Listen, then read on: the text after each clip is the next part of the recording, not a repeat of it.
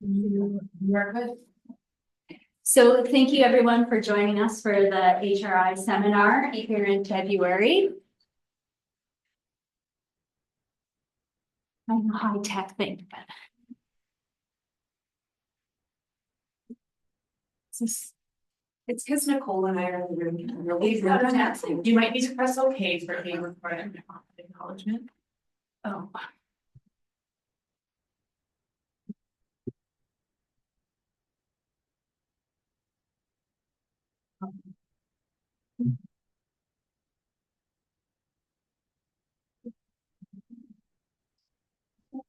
Can you move it?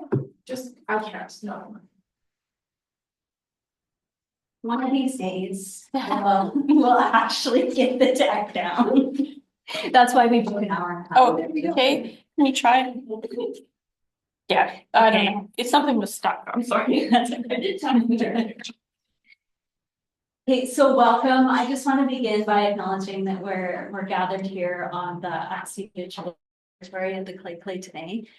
And I'm just really so grateful to be welcomed here and just to really feel at home and have these opportunities that I have both professionally and personally. And if there's people joining online, please feel free to acknowledge those lands that you're located on. So just again, this is our planning committee. I'm Dr. Kendra Ferber, and I just want to say thanks to Leanna and Bree who do all this fantastic work in getting us organized here. And also to our financial sponsors, which is the Sun Life Endowment Fund and the Faculty of Human and Health Sciences. So just a couple plugs here before we get started today. And one is, if you haven't had a chance, please go check out the HRI Connect, this membership portal. It's new and you can see all the health research and different individuals involved in health research here in the region. Some upcoming events. We have an HRI student social gathering, March 12th. And our March seminar is going to be a panel discussion with different UMBC trainees and alumni talking about their career paths in health research. So please join us then. Our final seminar series of the year in April is always for the honor students to present their thesis work. So also please make a note of that in your calendars. There's a lot of fantastic work that the undergraduates are doing here, and it's always fun to really see their progress throughout the year. And we also have the upcoming Research and Quality Conference, so watch out for the HRI emails that will be giving you more information about that. You can save the date. And finally, I guess they also put out a call if people are interested in sitting on the HRI Leadership Council for next year, that you can send your expression of interest to the HRI. So for today, I'm very glad to welcome Dr. Sarah Leeuw. She's faculty with DMS and the director of the Health Arts Research Center.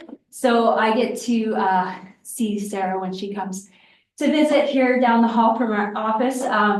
We speak very different scientific languages, but I'm always happy to chat about research and hear about all the great things her group is doing. We also have H.E.A.L joining us as part of the H.E.A.L healthcare team. H.E.A.L is Nicole's Shishiam name, which means victorious woman. So I am going to bring the speakers up and they can introduce themselves a little bit more and also introduce the team that was involved in this project.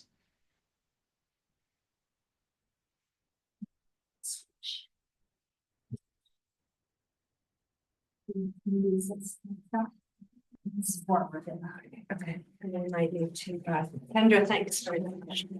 Thank you. Okay.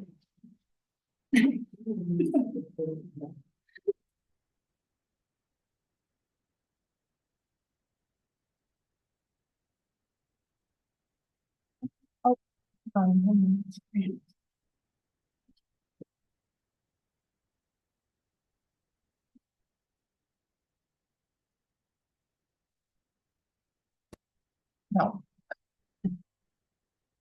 Nervous. Nicole is the one actually with background in ballroom dancing. We could look, possibly, I can do that.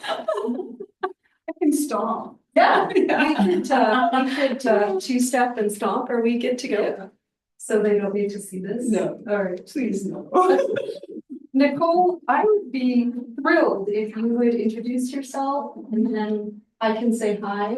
And then we can talk about the other folks that we work with and yeah. Okay. Amasa, Achstam Hanach Dawayu, Kitsum Kalam, Diva Watku, Gunhara de Pateka, Wapsko, Leeuw Godum de Mulneeds. Hello, my name is Nicole Halbauer. That is my government name, my actual woman, and I am from Kitsum Kalam, which is a community which is part of the Tsimshian Nation in the northwestern part of British Columbia. And I belong to the House of Gom, and I'm very happy to see you all here today. And I'm very proud to be presenting with Dr. Sarah Leeuw, who hails from the same community. So I'm Sarah Leeuw, and as some folks might be able to tell from my last name, which means the lion or of the lion in Dutch. My dad was born in the Netherlands and came over with my aunt and my uncle and my opa and oma just after World War II and Nazi occupation of the Netherlands. And people often ask me why I was raised on Haida Gwaii and finished high school in Terrace, where we went to the same high school. And I have to answer because I was raised by hippies. Yes. Yeah, so Dutch people, yeah, real hippies, like hardcore off-grid living hippies in the middle of nowhere. And so where would we move to? But Haida Gwaii. Of course, we moved to Haida Gwaii. But there's other connections that my friend Ms. Halbauer, we won't let the cat out of the bag, but we are recruiting her to be a PhD student. So it's going to be my bloody honor in 4 or 5 years to speak about Dr. Halbauer beside me. You know, we have a lot of connections. My mom was a knitter. My parents were hippies. Yeah. Nicole's a hippie. You may not be able to tell that, but she is. I have my ways. Yeah, she does. You know, her children's names are things like Ocean and Willow and Raven. So, you know, there's a deep sense of connectivity. Not only do Nicole and I go way back, very different social groups, I have to say. Yes. I was in the smoke pit. No, not. It's funny that you got your doctorate and I didn't, because I was literally in the library at the same high school every single break. And I was in the smoke pit. And Dating people with criminal records. I walk by those kids and I'd be like, oh, they're never going anywhere. Yeah. And then she's And I would look at the people in the library and think, seriously? Man, what a... You definitely need to be dating people in fast cars. You need to be sorting out where to bootleg your next high. And here we are, so many... in the same spot. In the same spot, but not that many years. No, Like, what is it? I think 5 or 6. I think it's 2. Two, yes. So we just finished high school, actually, Nicole Halbauer and myself. And our long relationship goes back a mere couple of years. We also have in common liking to smash the patriarchy. Yes. We really don't like heteronormative white supremacist patriarchy. No, and we talk about it quite a bit. Yeah. Quite openly. Yes. In a normalized way. In a normalized way, because patriarchy is a bad, miserable thing that does nothing good for the planet or any being, human or non, on it, nor does coloniality, white supremacy, the industrial complex, extractive capitalism. So we both coordinated the Terrace Women's Resource Center for a period of time. We have this incredibly... We seem to weave together in different ways over different periods of time. And so it's not so much that one follows the other, it's that we tend to find ourselves in the same spaces without at different time periods. It's kind of like a Doctor Who thing. We just pop in and pop out of each other's path, all in the same direction. Which is how I wound up doing H.E.A.L with you. Exactly. The reason, all jesting aside, that we are introducing ourselves in this manner is because we want very vehemently and passionately in this presentation to argue that in order to combat white supremacist, heteronormative, extractive, capitalist, patriarchal research, you need to build relationships. You need to have friendships with each other, and you need to do things in an ethical and place-based way. That actually is at the heart of research. And many of us, those of us who work over in medicine and the DMS, tend to think, I would say, that those sorts of aspects, and if we use nerdy research words, things like methodological framings, are somehow extraneous to the research project itself. We don't want to acknowledge that. We're here to produce evidence-based, positivist, empirical, fully evidenced work, which doesn't make space for relationality and doesn't make space for friendship.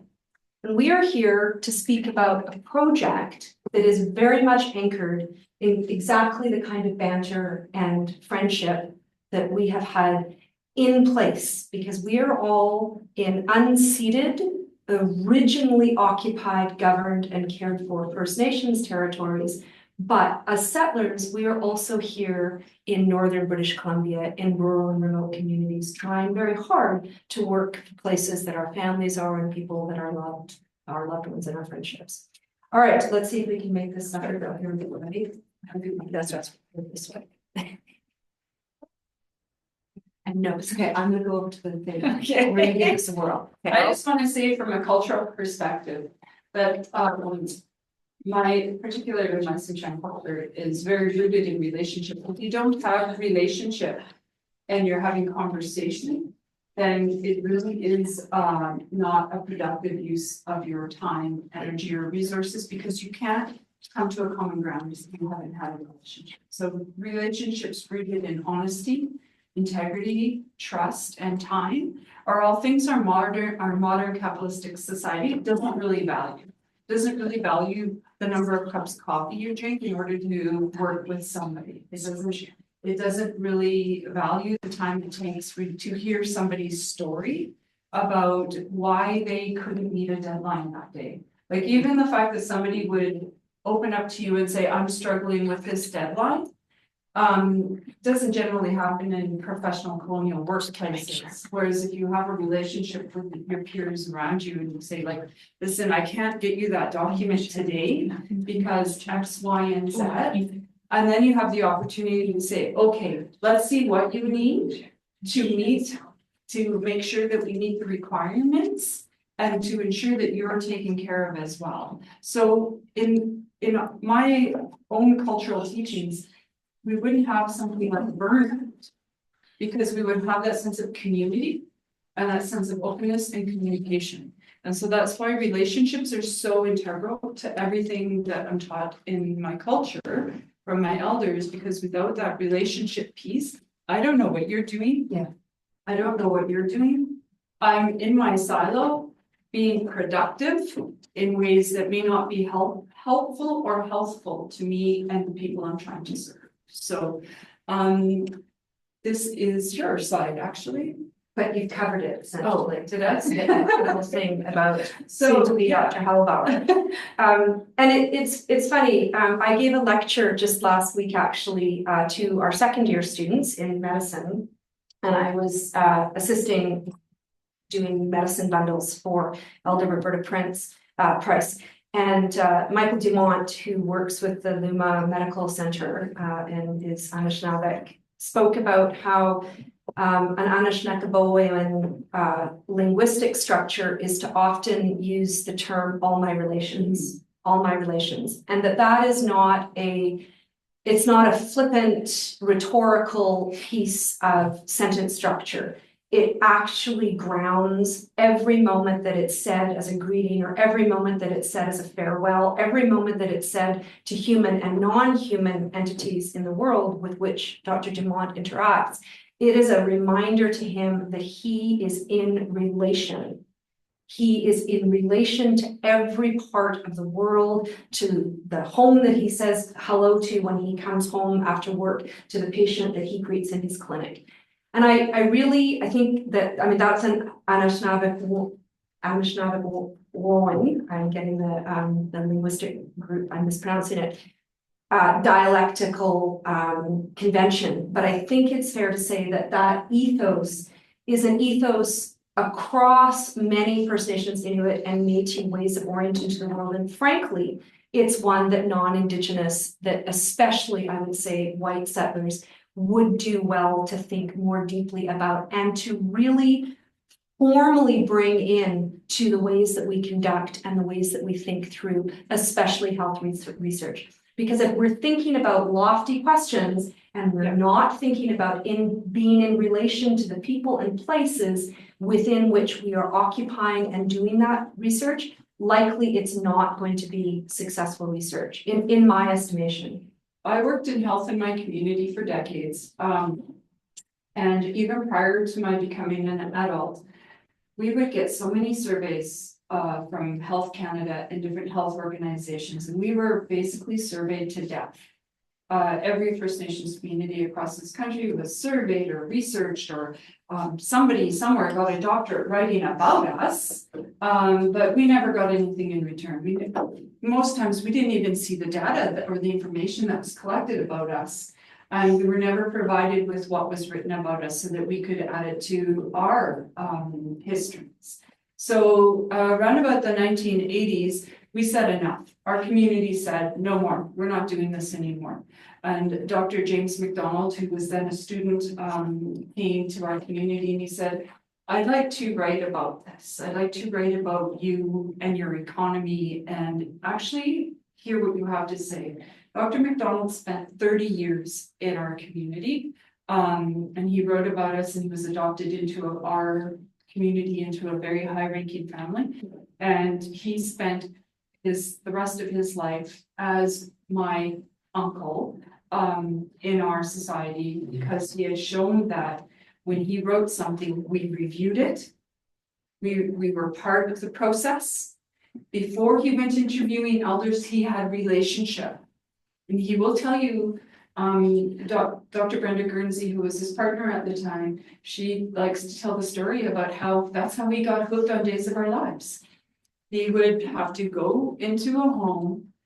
He would be doing an interview with an elder, Days of Our Lives. Oh, my show's on. And he'd sit there and he'd watch Days and soaps and the shows and then carry on with the research. All the while in their home serving them tea, because he had become such a part of our community that he was now expected to serve tea in our homes. So like if Sarah were to come to my house, she would be expected to put the kettle on and bring me tea in my home. Rather than me serving her tea, because then she's a guest. Whereas if she serves me tea, she's just part of my household, part of my family. So, yeah. What we're trying to speak about today is how it is that so much research doesn't make the time for relationship. It also doesn't fundamentally acknowledge relationship to place and geography. And if I may be so bold as to say that this thing doesn't work. So we'll use that thing. Okay. And it stopped working too. So it's okay. There's a good picture of me looking like an idiot on the banks of the Skeena River, the Ketsian River. Ketsian River in Xinjiang, where my dad's ashes were scattered. I returned to the Skeena River in relationship to that river. That relationship, yes, see, that's me. There I am looking like an idiot just last week or 2 weeks ago. Yeah, we went out for dinner in Terrace. When I returned to the lands that my father's ashes are scattered across, with full recognition that I am in, yes, white, privileged, settler, extractive, but relationship with that land. And that land and the river and the air fundamentally guides almost everything that I do, and certainly every way that I think and be in these geographies. And I say that as a geographer who was trained to think about biology, physical geography, soil structures, human relationships with clinical spaces, but not fundamentally to understand the power of geography as actually an all my relations entity with whom I interact. I'm going to hand things over to Nicole to talk about a specific project with the framing for all of you folks who are maybe graduate students who are thinking about moving into research, for those of you who are leading researchers in your field and inspirations down the hall, by way of saying that I think one of the most phenomenally powerful way to get at the power of place with the human and the non-human world in our research is through the arts. The arts open up our hearts, they open up our minds, and they allow us to think through in methodologically complicated and nuanced and important and anti-colonial ways the kind of work that we are producing. And it is never a waste of time. That's another thing that I often hear is I don't have time for that. I was one of those, I don't have time for art. I just need to get the spreadsheet done. I know, but I mean, I do really love the spreadsheets. I just don't know how to use the spreadsheets, but I think it's vital to understand if you really take seriously friendship, relationship, and interaction and the fierce power of the physical and cultural geographies that surround you, your research in the long run will be the kind of research that goes down in history. And Jim McDonald is a very good example of that. So for those of us who think, oh, it's all kind of touchy-feely, like how do I grasp this like relationship, friendship, geography in relation? Work at it, spend your life doing it, do it with good heart, good mind, and good ethical orientation and effort, and your research will sing in ways that you never imagined it could sing without that relationality and that friendship. And frankly, you get to work with really fucking amazing people. Nicole, if I may be so bold.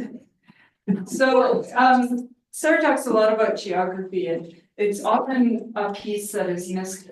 Culturally, all of our, everything in our territory has a name and is tied to a house. So I introduced myself saying I'm from Wapgom, I'm from the House of Gom. And so in my territory and my house's territory, everything is named differently than what you would see on a map. And it has those names because we've had relationship with that piece of geography and over millennia. That's how we've come. And it's all about what the relationship is that you have. It can be good, bad, neutral, it can benefit or it can detract, and that relationship transfers over to human relationship, which is I spent 30 years in healthcare in different areas, being very professional, very assimilated to get the work done. No feelings, no emotion, no culture. I was actually retired when Sarah posted for this position, and I was done with it. I just could not hide my authentic self any longer. And so we had a really great conversation where Sarah's like, no, just you do you. And so all of that to say, not a single one of these projects on here would be on here had I not had relationship, personal, emotional, tear-filled cups of coffee with every person who's created a piece of art for this website to tell their authentic story, their lived experience with the healthcare system and their message that they wanted to bring. It was because I took the time to say, I am here. What is it that you need? How can I help you?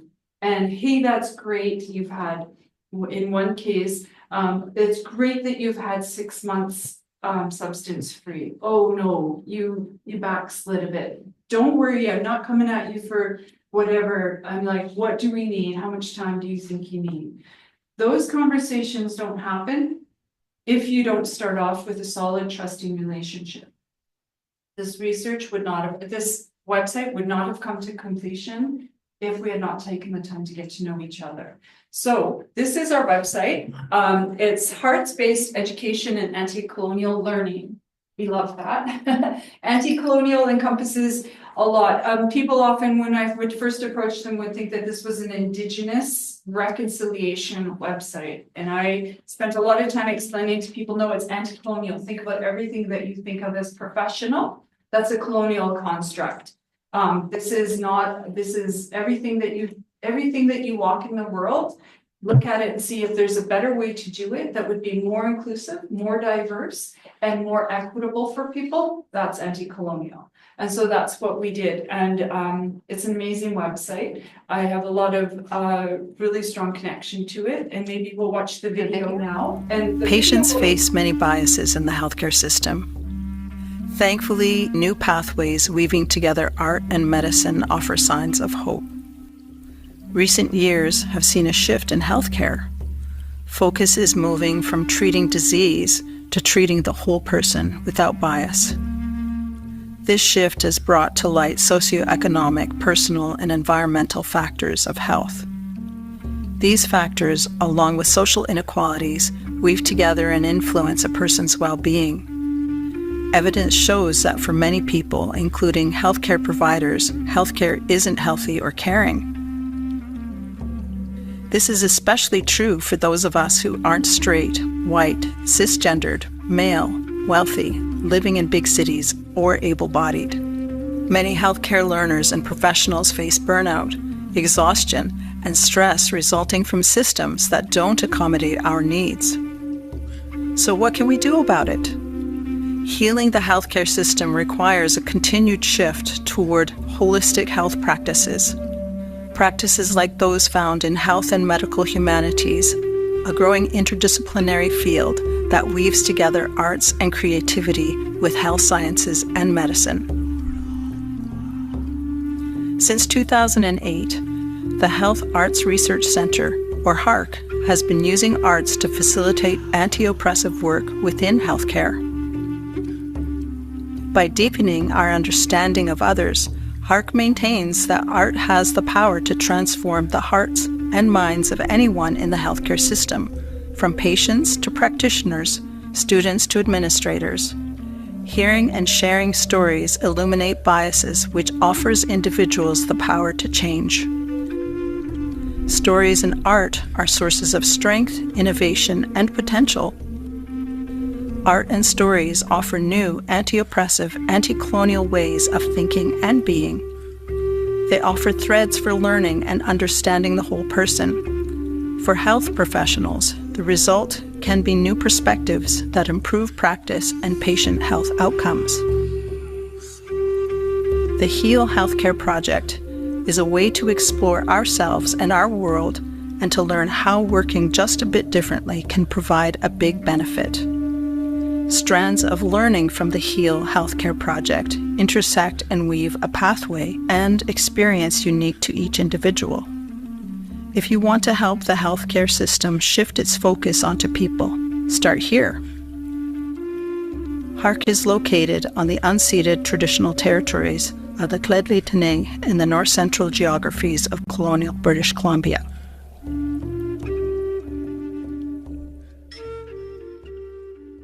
Animation. Every piece of this animation was very, very well thought out Patients face from the wording to the graphics. If you go through and you watch it slowly, you can see a slash through the crown. I love that.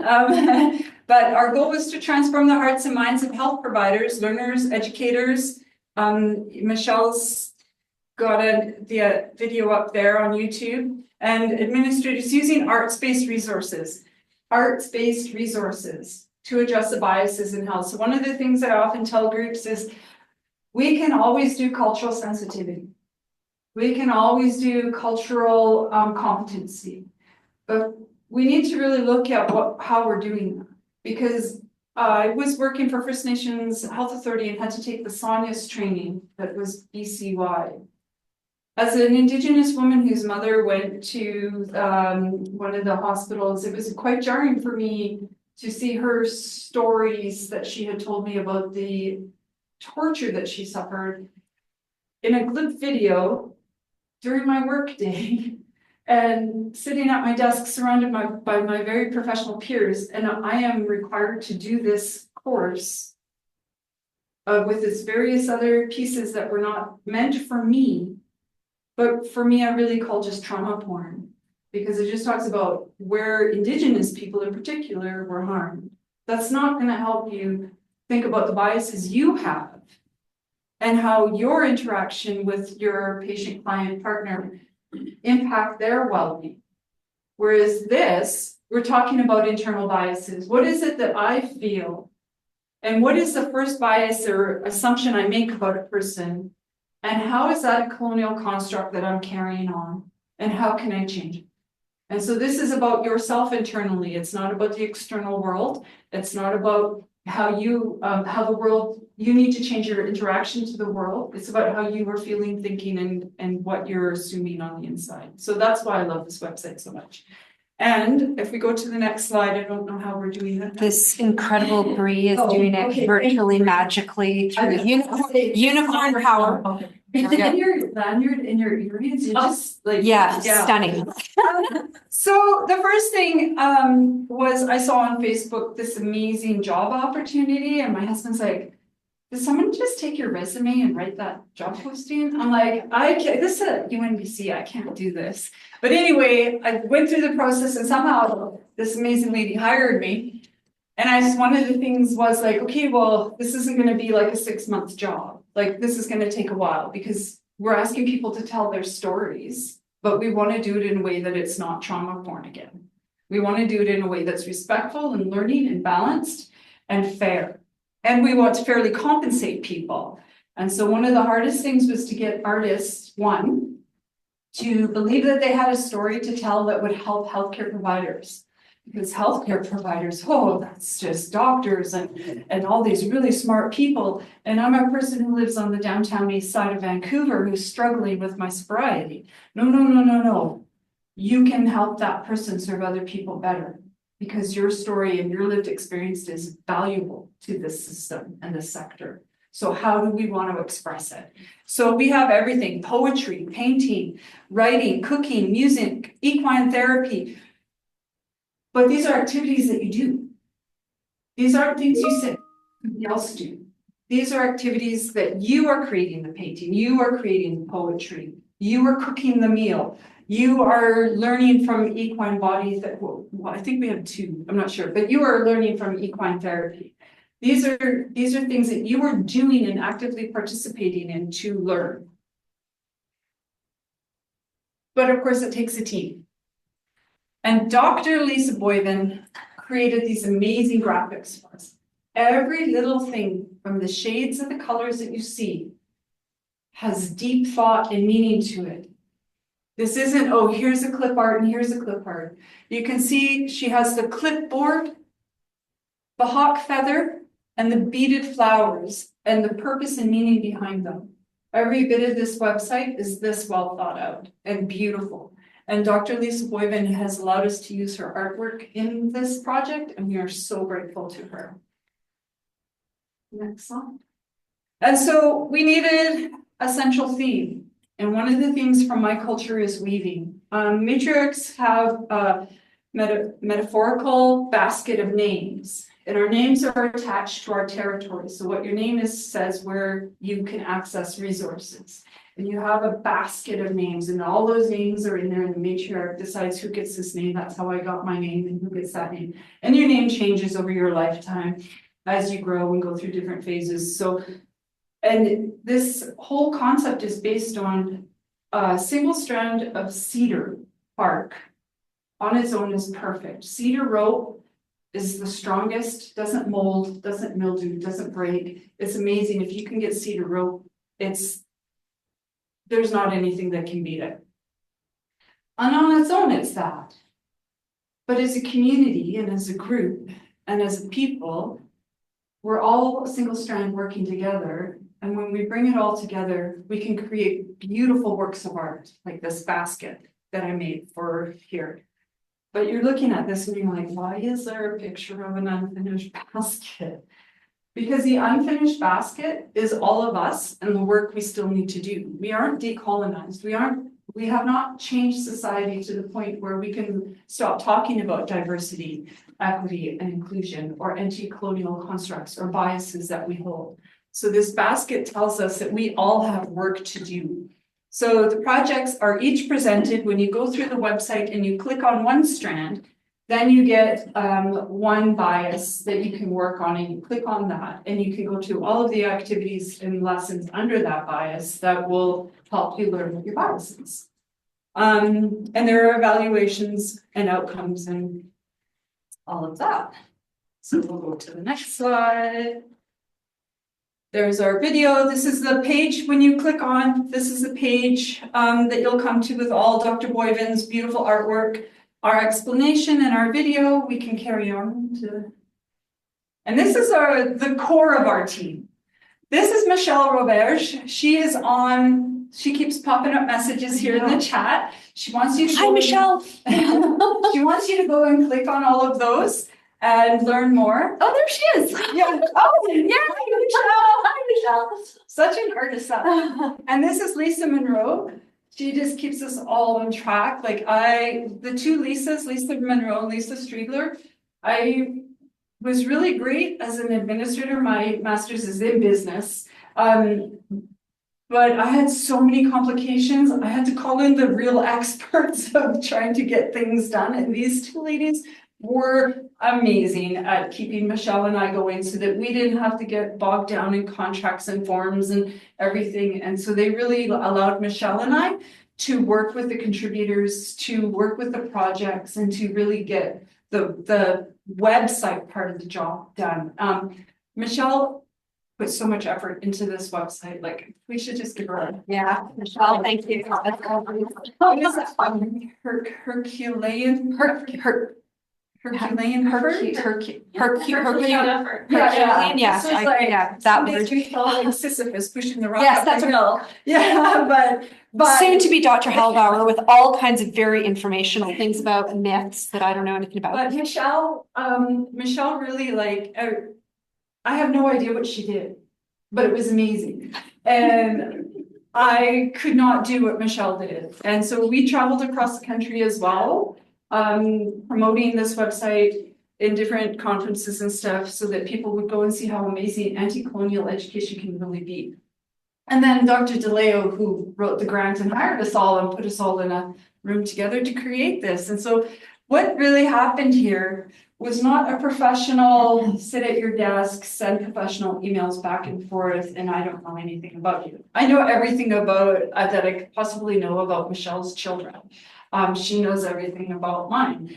And not in an oversharing kind of way, but in a listen, I just can't today. Today's not the day. Or hey, guess what? Let's do this abstract for this. We had friendship, genuine friendship. And with our leases as well, they would say, they would know, if I'm not answering emails, to text me if it was urgent, not just to wait and see why I'm not answering emails, because they knew enough about my life and I knew enough about theirs that I knew if they were texting me something, it needed done right now. And they knew that if they needed something done, to send it to my cell phone or my personal, that was friendship and relationship that grew. And then Sarah really, her faith in us was, she's like, here's the budget, produce the thing. And she was she's promoted us and she's encouraged us, and it's been amazing. So we really grew together in such beautiful friendship ways. And our relationships were strong because it was a struggle. There were days I would talk to some of the contributors and I'd have a meeting lined up and I would be in tears. Absolutely bawling. This is the only job I've ever cried at, because their stories though are so personal, and they're trying to share it so that you can learn to be better at your job, right? They're sharing their inner core of who they are and what their struggles are. So oftentimes I would be in tears and be like, I would either sit in the meeting and they would let me, gather my emotions, or they would just carry on because they knew that this wasn't because I was slacking off. It was because we were rooted in relationship, and that's hard. Some days it's hard. But the richness that comes out of that and the warmth and the empathy that comes from that is so much greater than what you would get in, I bash professionalism all the time, but in a professional environment, right? And so, yeah, that's our website, and I hope that you will go to it and take a look. I really love it because my Uncle Morris talks about his experiences at residential school.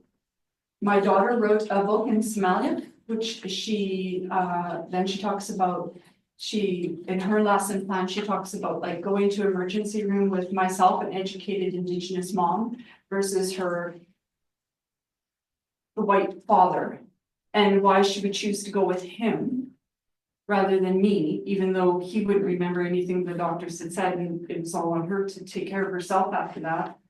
Versus me, who would ask questions and be involved, but it was still better for her, better care if she went with him. And she knew that by the time she was 10. My dog is in one of the projects. Yeah, so I have a lot of heart and personal relationships with every one of the people that submitted. Oh, I'm getting teary. Do you have anything to add? Yeah, I can talk about how you make me teary all the time. And I resent it. You guys, We're so Gen X. We are. Gen X, the forgotten about generation. It's just like Don't make from us have Gen Y feelings. to I know, yes. I'll just say that I really believe, and I think your discussion about professionalism hits it on the nose, that there is a great resistance to concepts of informality, to things like friendship, to things like relationality. There's a resistance to that in this fine, anchored on the backs of white, male, settler people. That is the space that we are in. The history of universities and the history of scholarship globally is not anchored in the oppressed. It is anchored on the shoulders of a very particular, very specific kind of hegemonic way of seeing the world. And that way of seeing the world frowns upon things like friendship and tears and relationship and it's really good. I noticed that it was spruced up. It looks super good. but if I came to you with pink and purple hair and you didn't have my background and I was wearing my regular clothes, how professional would you think I was? How intelligent would you think I was? How would you not be so concerned about my accomplishments and my experiences? Because we do that. And that's a bias that we have, that is a colonial construct in professionalism. Yeah. And like I always say, professionalism is a form of white supremacy. It's there to keep people up. So I did my 30 years of corporate look. I don't do that anymore. You look so much better than what you're saying. I'm just reading this. And I hope with your whole hearts, you're listening to all of this as us offering our perspectives about what taking down structures that are good for no one. They serve none of us very well, to be frank. And they sure as shit don't serve the planet very well. We need to do things differently or none of us are going to survive. I deeply believe that doing something differently means listening carefully and kindly and making new spaces for friendships, for relationships, for understanding the physical and non-human and more than human world around us. It means that when Nicole gave me these earrings that have a print from another woman that we have in common, because I worked with Erica. Actually, I think it was Erica who first reintroduced us. Yes, at Yeah. that conference. That's right. Happening. Yes. Yeah. And so Erica printed wolf, Yes. female wolf on these earrings. And then Nicole gave them to me when I hadn't bought her a gift when we launched the H.E.A.L website, because I had sort of forgotten didn't forget it. Yeah, whatever. You brought me these, and then I cried because it also makes you humble when gifts and friendship are acknowledged, and it makes you realize how much you are in debt to the people who should be at the center of making the world better, even at these very small cellular levels. So I really want to say that's an ethos that I think we all really try to work with. These are some of the folks, and we forgot to say the woman who narrated that lovely video. Come Today is from Masset, Old Haida on Haida Gwaii. I've known Come Today.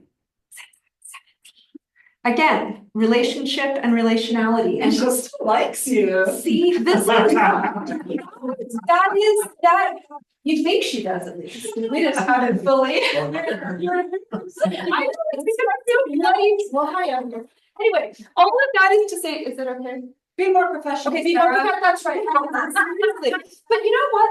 Poking fun at people and laughing and crying, that's a hell of a strong bond to have, folks. And please, if we may be so bold as to let you know, if you embrace, in my estimation, these kinds of ways of knowing and being in the world, it's unbelievable what you can accomplish. And frankly, these people behind us are the giants, the shoulders that we all stand on. This is the best one. You're all going to know this one. Yes. Will, you may see him wandering around the NMP and the DMS.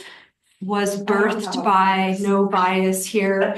But just to wrap up on questions of bias, Nicole was on the front lines. We deal with transphobia, fat phobia, classism, white supremacy, anti-Indigenous racism, massive stigmatizations around people who use drugs, people who are unhoused.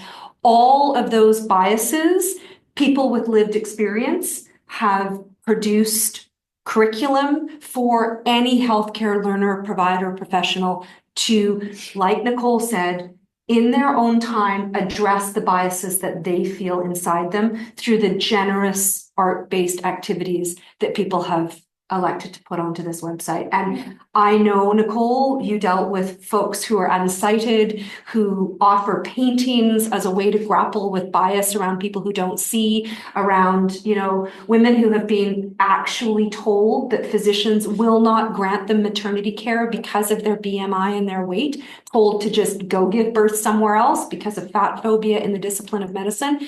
And it was you that had to lift people up because it is exhausting for people. The offerings that are on this website that come from like the most depthful places of people with lived experience, again, huge. It wouldn't have been possible, Nicole, if it weren't you lifting these people up. And I will turn it, final last slide, just by observing that my entire career is, and I'll say this with, oh, thank you. Yes, here's Nicole putting the links up, Michelle, sorry. These are two, right now, they're the best-selling textbooks in the country on Indigenous determinants of health, determinants of First Nations, Inuit, and Métis health. All of this work is based in relationships. So for any of you who leave with even a niggling feeling that I just don't really have time, I've got to do my important research, it's a myth. It is a myth that is perpetuated by the cold, ridiculous, fantastical imaginings of this institution that we find ourselves in, which is premised on competition, on individuality, on professionalism, all of those things, detachment. Folks, you can produce the most incredible, frankly, best-selling kinds of research out there, and it should be grounded in relationship and friendship. I would say that 80% of what is on the H.E.A.L website wouldn't exist if I was detached from the people who were submitting. Yeah. They would have just, first off, they would have never thought they had anything to offer. Second of all, they, as soon as they came up against a barrier, they would not have felt like they could express it to me. And would have just dropped out and ghosted me. But because we had established friendship, then they knew they could reach out and say, I'm having this issue. And I could say, hey, that's not really that big a deal. Right? I mean, if for people like Michelle and the two Lisa Monroe and Lisa Striegler, it was an inconvenience in their work. When I would come to them and I would say, nope, that person's not ready yet. Nope, that person's not ready yet. No, we need to push that deadline. But you know what? They never showed any resentment.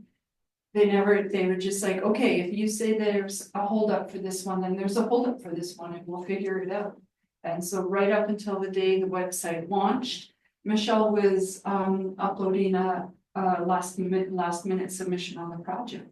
When we said, okay, this is the last day for submissions, we just uploaded one yesterday, yeah, because those kinds of colonial constructs, when you start saying, oh, that's a nice goal, but in reality, people need this to continue, then you get the great things. 80% of that website wouldn't exist if there wasn't relationship. So we do want to thank the people who have funded us over the years, because relationships in an unfunded way are often stressed relationships. I really want to encourage people who have the capacity to apply for funds, to apply for those funds and to be generous with the people that the funds can support. But fundamentally, we do need to be in relationship. It's not a matter of, oh, I just want to hire this person, I got some money. Like, that's not, in my experience, that won't fly, and it won't let health research sing, particularly in Northern British Columbia. So we just want to leave you with that. And I, as I always like to do, just want to thank Nicole, honestly, from the bottom of my heart. It's a joy every day to work with Nicole Halbauer. Also, she's got the best trained dogs on the planet, and sometimes I have to call her about my not so well trained dog. Actually, his dog is he's pretty well trained, yeah. So he is a good pet. I know wars are weapons, which is unbelievable. It might work. Yeah, yours work. They are incredible. Yeah, mine doesn't work all the time. Sleeps on the couch. Anyway, thank you.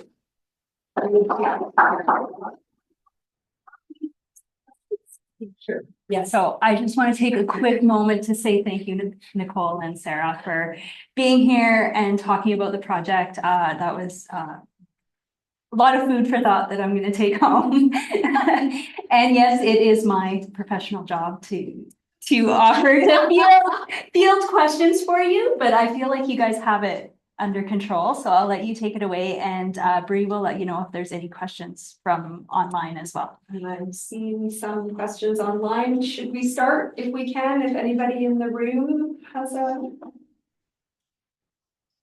I'm just Sean. I'm just Sean.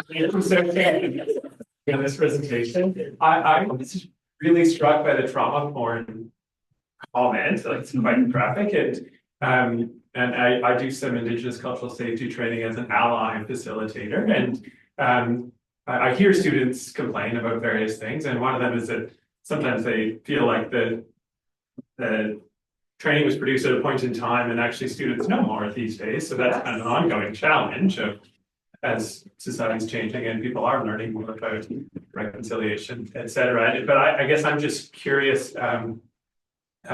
We definitely don't want to be doing trauma porn. Maybe some of the talking about what happened that was trauma is part of the truth and reconciliation. But I guess I'm curious what we need more of in that cultural safety training, if you can speak to that from your... But do you need cultural safety training, or do you need anti-bias training?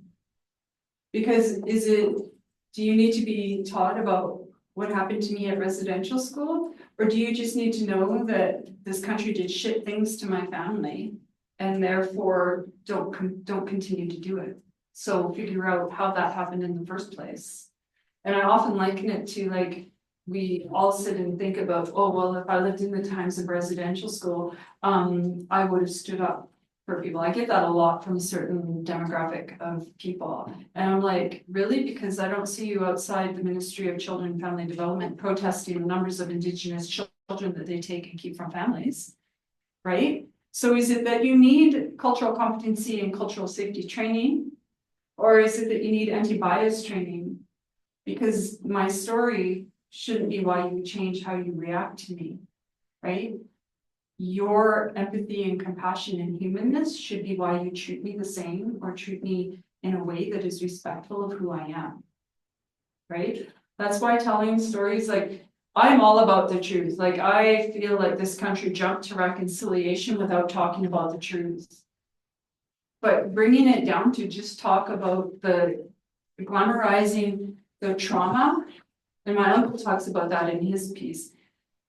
That is not who he is. That is not who I am. I have 400 cousins in my one generation, and only my brother and I went to residential school. How did that happen? So you talk to my family about residential school, and none of them have any experience with it because they were out on the islands fishing with my grandfather, whereas my mom was married to a white man who took us to northern Alberta, where it was a very different time in the 80s, right? So is it that you need to know everything that happened to me in that residential school? Or do you just need to know that shit things happen to my people and don't be a part of the problem, be a part of the solution by being kind to people? And making sure that when you're writing policy and when you're teaching people and when you're voting and when you're doing social activism, that you're not perpetuating more harm. Like my friend from Hummingbird Rising, she had Rhiannon, she has this thing like, do you really need to constantly talk about the trauma? Or do you really just need to stop doing the harm? Just stop doing the harm. And really, that's what the anti-bias training is. The anti-bias training is what is inside of me that makes me feel like that person is different than me. Is it because their hair is pink and purple and I think that's unprofessional? Or is it because they're in a wheelchair? Or is it because English is their second language and they're not communicating to me in a way? I mean, I wasn't going to bring it up, but the Cheeto down south, he needed to have a translator for someone who was speaking English to him because he didn't like the accent. Now, is it the person with the accent's fault that can't figure it out, or is it his own bias on who that person is, who that reporter is, right? So that would be my answer. I think also, and I'll come at this from a queer informed feminist woman. We all have biases. And I will, I'll quote the great Dr. Terry Eldred, who says, like, it's not as if there's this magical unicorn out there that exists with no oppressive, shitty feelings toward other people. Like, whoever that is, if they escaped the current socio-cultural hegemony in which we have all been steeped, I think that the trick is to say, I just want to change that. Not because,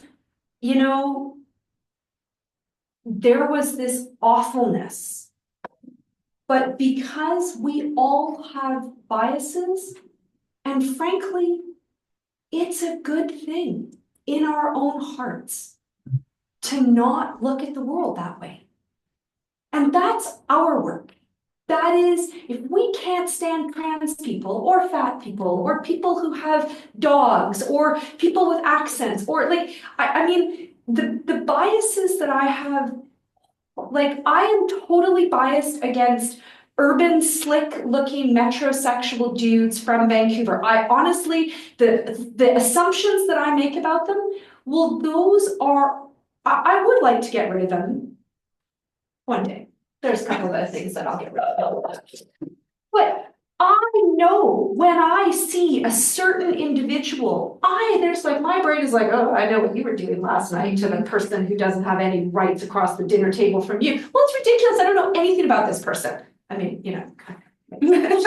but we all have those things. And frankly, we all would just be better people. Like, I will zero in on a couple of people who I think the world of here. Honestly, when I pick up the phone and I have to talk to administrators, I'm like, oh my God, I'm gonna, like, there's a whole series of biases. And I know there are people in this room who live that.